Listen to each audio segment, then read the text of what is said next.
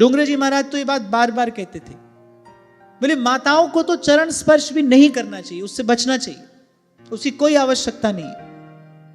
एक और बात मैं आपको कह रहा हूं, हमारे शास्त्रों ने किसी को भी किसी भी वस्तु से वंचित नहीं रखा है।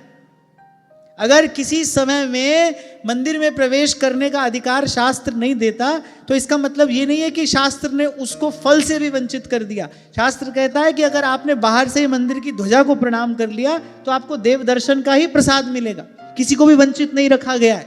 माताओं पर बहुत बड़ा दायित्व होता है, उनको वंश परंपरा शुद्ध रखनी है, उन पर बहुत बड़ा दायित्व है, उनके स्त्रीत्व की, उनके सतीत्व की, उनकी प्रकृति की, उनके गुण धर्म की रक्षा हो, इसीलिए शास्त्र ने ऐसी व्यवस्था की है।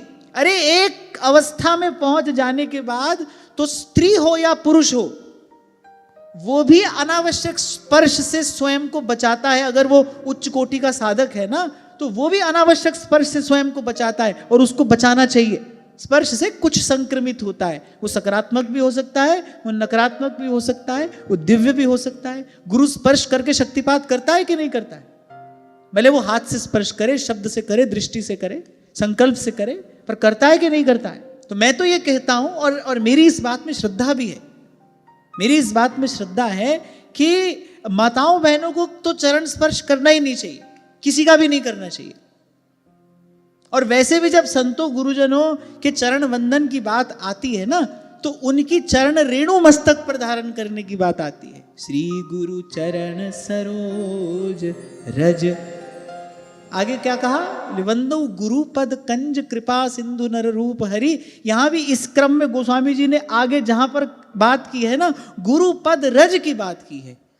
गुरु पद रज मृदु मंजुल अंजन नयन अमीय दृगदोष विभंजन गुरु पद रज। यद्यपि शुद्धम लोक विरुद्धम न करणीयम न करणीयम। और वैसे भी जो व्यक्ति ऊंचे आसन पर बैठा है, जिसका पीछे वाले लोग अनुकरण अनुसरण करेंगे, उसको तो सामान्य व्यक्ति से कहीं अधिक सावधान रहने की आवश्यकता है। उसको सोच समझ कर बोलना है, उसको बहुत सोच समझ कर कुछ करना है। उसके आचरण से कहीं भी किसी प्रकार का कोई गलत संदेश नहीं जाना चाहिए। और ये नीति है, यद्यपि शुद्धम, शुद्ध बात है, उसमें कोई दोष नहीं है। लोक विरुद्धम ना करणीयम ना करणीयम। तो आज ये बात चली, ये प्रसंग आया, तो मैंने बड़ी विनम्रता पूर्वक निवेदन किया कि और वैसे भी भाई, घोरे कलियुगे प्राप्ते सर्वधर्म विवर्जिते। देखो कैसा कैसा कैसा विपरीत समय उपस्थित हो रहा है, कितनी तीव्र गति से विकृति आ रही है। साधकों को तो विशेष सावधान रहना चाहिए, उनको तो अत्यंत सावधान रहना चाहिए। किसी भी प्रकार से हमको अपने पात्र में छिद्र नहीं होने देना है। खूब सावधान रहोगे फिर भी कोई एक आध भूल हो जाएगी, फिर भी कोई अपराध हो जाएगा।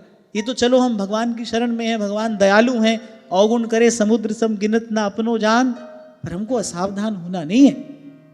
जब श्री जीव गोस्वामी पाद ने कहा ना कि मैं किसी स्त्री से नहीं मिलता, तो भजन की दृष्टि से, साधक जीवन की दृष्टि से उन्होंने कोई अनुचित बात नहीं की थी। ये तो एक अपवाद स्वरूप घटना थी कि द्वार पर मीराबाई खड़ी हैं, द्वार पर श्री मीराबाई सा प्रभृति कोई साक्षात भक्ति का विग्रह आकर विराजमान है, तो अपवाद स्वरूप घटना थी। पर साधक जीवन की दृष्टि से श्री जीव गोस्वामी पाद जी ने कहा वो उचित ही था, वो अनुचित नहीं था। तो इस प्रकार जहां तक हो सके वहां मनसा वाचा कर्मणा शुद्ध पवित्र आचरण बनाए रखते हुए ही भजन के मार्ग पर चलना चाहिए। इसी से उन्नति होती है।